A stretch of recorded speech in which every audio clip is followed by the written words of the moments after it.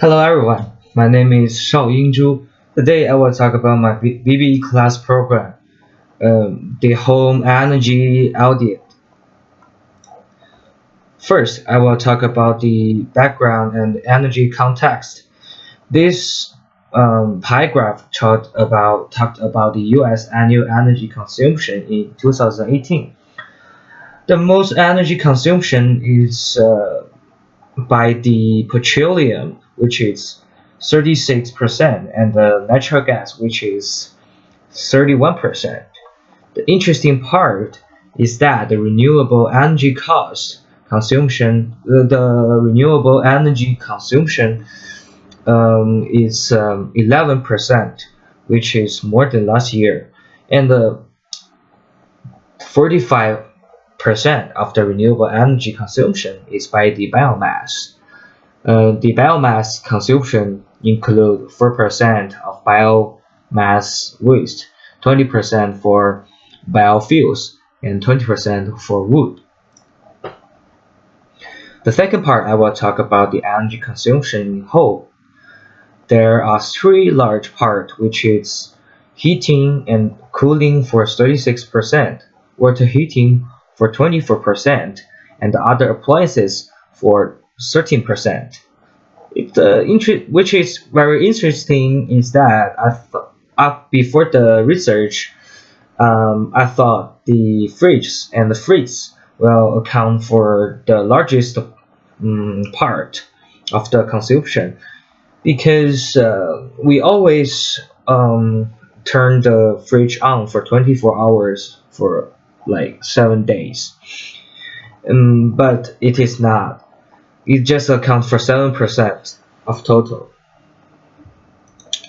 In part 3, I will compare the average uses. In 2018, the average annual electricity consumption for a U.S.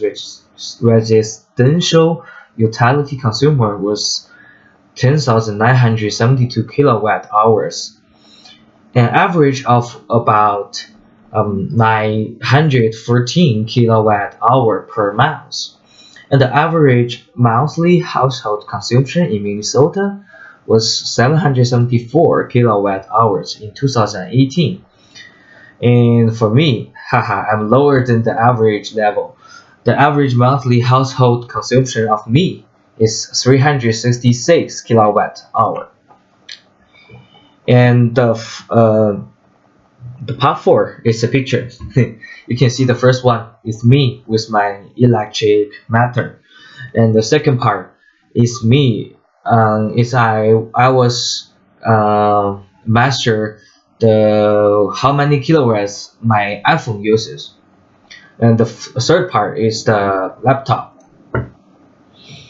In the part 5, I will talk about my weekly log energy uses by 8 appliances. So the first table is the time per day I used. You can see the longest one is a fridge. I open it for 24 hours a day for average.